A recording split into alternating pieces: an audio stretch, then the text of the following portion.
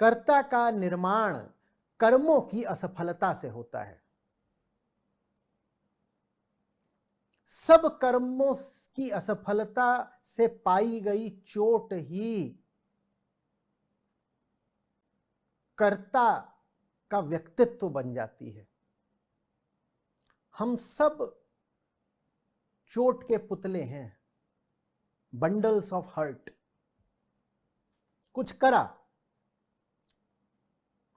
जो कुछ भी करा वो चला तो नहीं, कभी चला? उससे क्या पाया?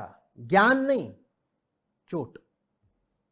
बने वही रहे जो ऐसा था कि कुछ करने पर चोट खा गया। मैं कुछ हूं, मेरे कुछ होने के कारण मैंने कुछ करा, मैंने जो करा उससे मुझे चोट मिलनी नहीं थी, क्योंकि मैं कौन हूं? मैं झुन्नू हूं।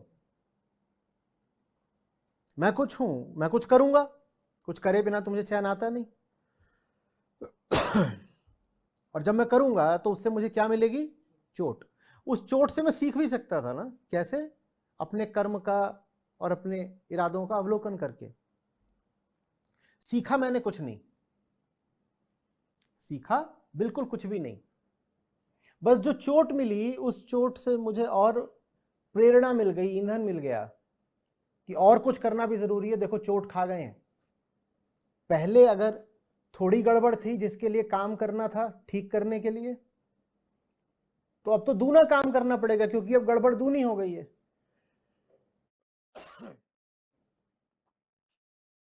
और जितना काम करते जाते हैं गड़बड़ उतनी बढ़ती जाती है।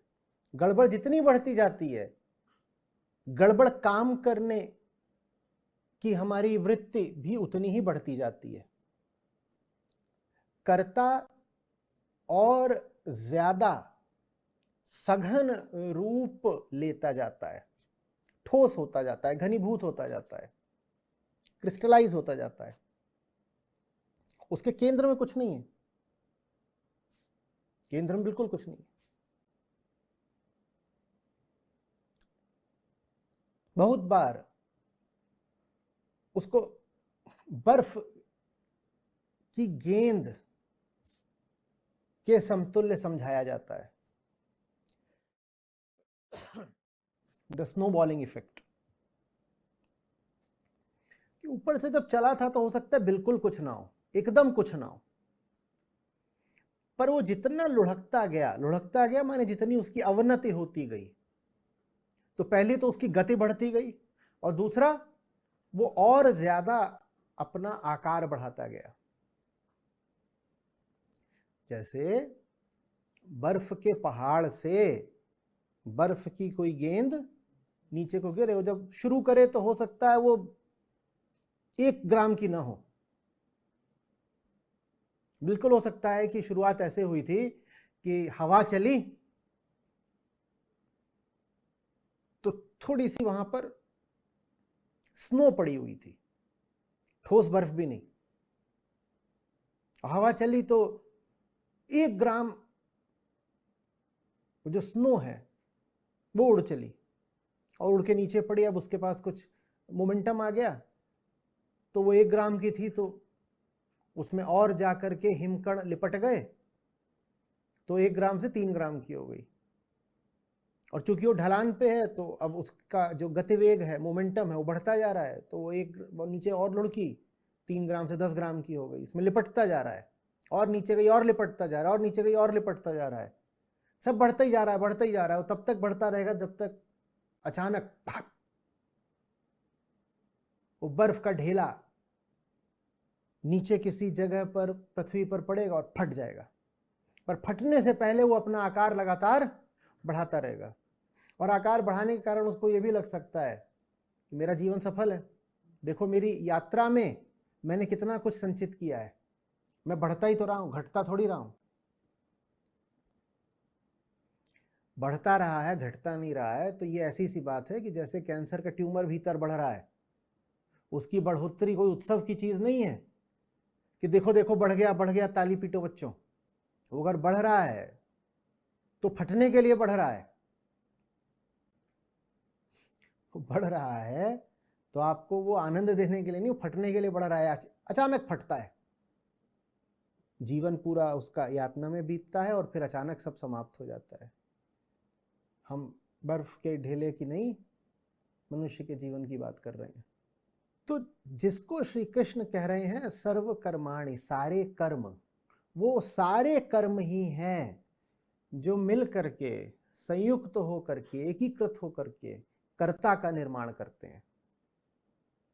ये सूत्र बहुत अच्छे समझ लीजिएगा।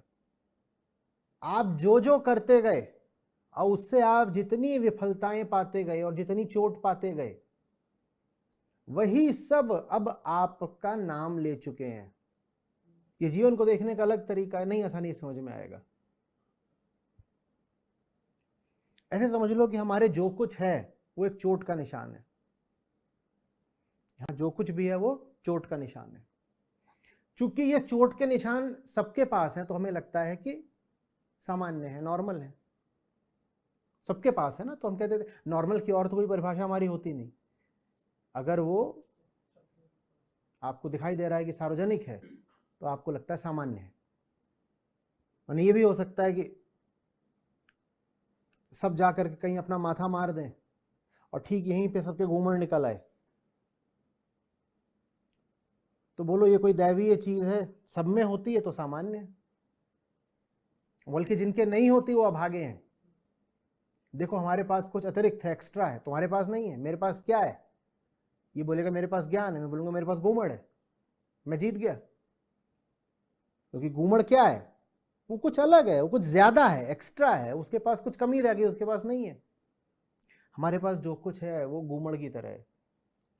अगर आप थोड़ा सा सद्भावना के साथ नहीं सुन रहे होंगे तो मैं जो बोल रहा हूं उसमें आपको खोट आसानी से नजर आ जाएगी। आपको लगेगा ये क्या बोल रहे हैं, पर मैं किधर को इशारा कर रहा हूं वो देखिए।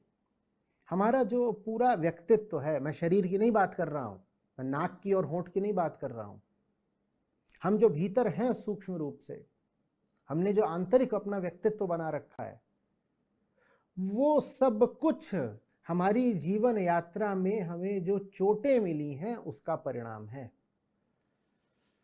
कैसे होती आपके पास कोई कामना, अगर पीछे की आपकी कामना पूरी हो गई होती, इतना बता दो।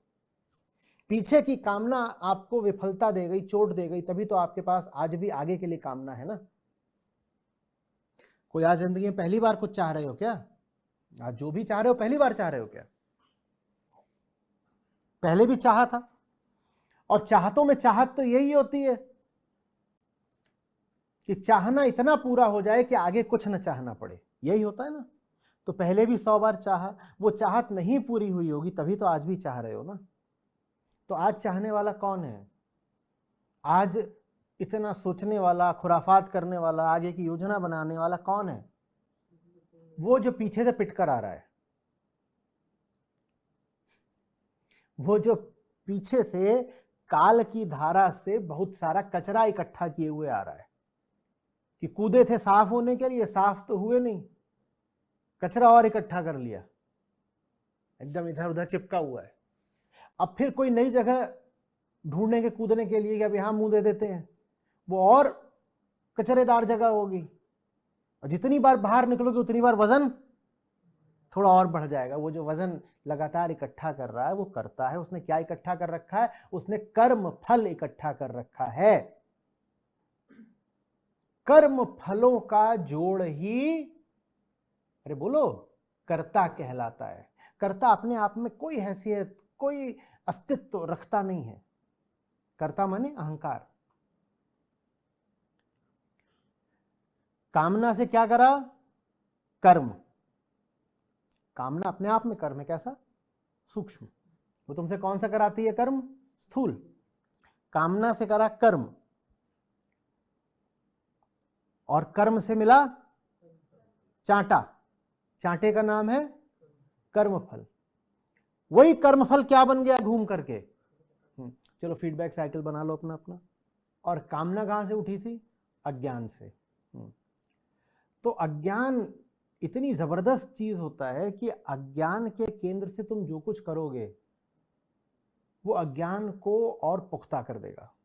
अज्ञान के केंद्र से जितना करोगे उससे अज्ञान और बढ़ता चला जाएगा। ऐसा नहीं होता है कि आप गलत जिंदगी जी रहे हो तो आपको जो चोट मिलती हैं वो चोटें आपको सुधरने पर मजबूर कर दें। ऐसा नहीं होता, नहीं होता। लोग नहीं बदलते बाबा।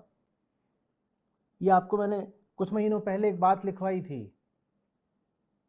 जब हम आशा पर बात कर रहे थे। मैं आशा करता हूं कि आप वो बात भूल नहीं गए होंगे। तो मैंने बात ही लिखवाई थी कि आशा नहीं करनी चाहिए। जब भी कभी खासकर इंसानों का मामला हो, आशा मत करो। इंसान नहीं बदलता, कोई नहीं बदलता। बिरले होते हैं वो, बड़ी उन पर कोई खास अनुकंपा होती है जो बदल जाते हैं। नहीं तो जिस इंसान को आपने 15 की उम्र में जैसा देखा था, केंद्रीय तौर पर 85 पर भी वो वैसे ही रहता, वैसे ही मरेगा। मत करो आशा कि वो बदलेगा, और करोगे आशा तो बहुत बड़ी कीमत चुकानी पड़ेगी। मैं कर रहा हूं ना आशा, मुझसे पूछो। मैं कर तो रहा हूं आशा कि आप लोग बदल जाओगे। बहुत भारी कीमत चुका रहा हूं उसकी। कोई नहीं बदलता। लाखों में कोई एक होता है तो बदलता, नहीं तो तुम जैसे पैदा होते हो वैसे ही मर जाते हो। प्रकृति ने तुम्हें बदलने के लिए नहीं बनाया, प्रकृति ने तुम्हें कंटिन्यूटी के लिए बनाया है। तुम्हारा डीएनए बदलता थोड़ी ही है। वो कहता है मैं जैसा हूं मुझे अपने आप को वैसा ही आगे और प्रोपगेट करना है। तुम देख नहीं रहे हो, तुम जैसे हो प्रकृति क्या चाहती है, तुम्हारी औलादें वैसी ही पैदा हो जाए। प्रकृति ये थोड़ी चाहती है कि तुम गधे थे तो तुमसे घोड़ा पैदा हो जाए। कभी गधे से घोड़ा पैदा हुआ है? हुआ है? प्रकृति चाहती है गधा हमेशा गधा ही रहे। गधा है, तेरा बेटा भी गधा ही पैदा होगा। या कभी ऐसा देखा है कि गधा अपने जीवन काल में घोड़ा बन गया? ना अपने जीवन काल में घोड़ा बनता, ना उसकी औलादें घोड़ा बनती। आशा करनी व्यर्थ है, कुछ नहीं बदलने वाला। ये प्रकृति का नियम है।